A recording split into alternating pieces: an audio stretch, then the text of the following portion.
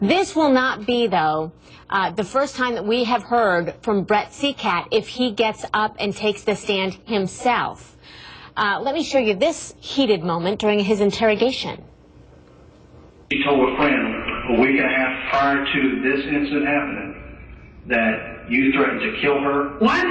You threatened to burn the house down. And you threatened to make it look like she did it. That is bull. So it reminded us of another controversial ex-cop, remember him on your right, who was arrested for murdering his wife, Drew Peterson. We want to talk to his former lawyer, Joel Brodsky. Mr. Brodsky, thank you for being with us.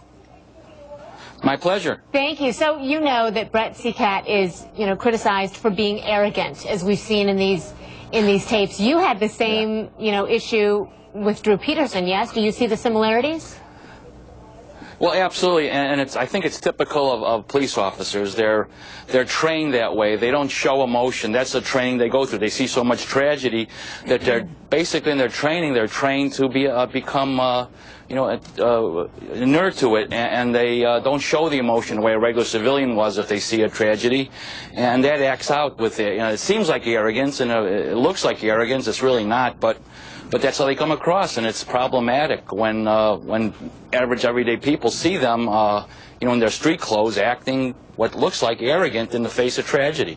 Either that, or even when they're in their street clothes in court, and they might come off as arrogant as well. How do you explain it away if you're defending somebody like that? Well, everybody reacts differently. No two people react to a tragedy or a situation in the same way. Some people cry and scream. Others are stoic. Others even sometimes, will laugh at a tragedy, or just become stone-faced.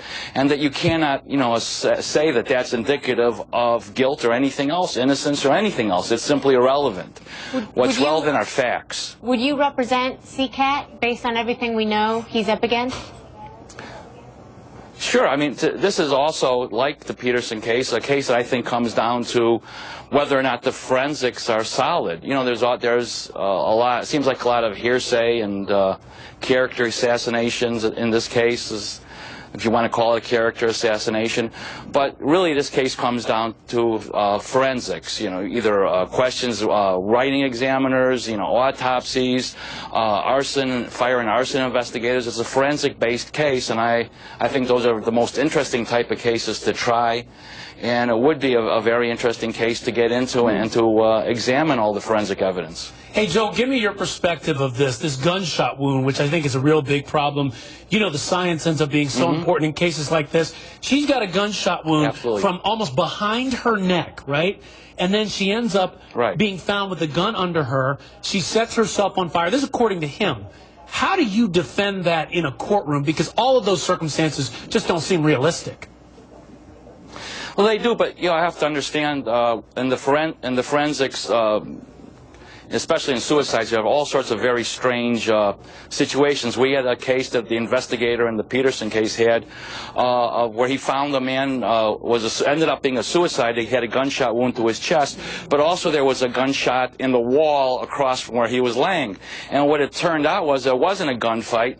What happened was after he died, he still had the gun in his hand, and then the rigor mortis set in, and he squeezed the trigger when he was dead, about 12 hours after he was dead, and that set off another shot. And it looked like it was a gunfight, and he was killed.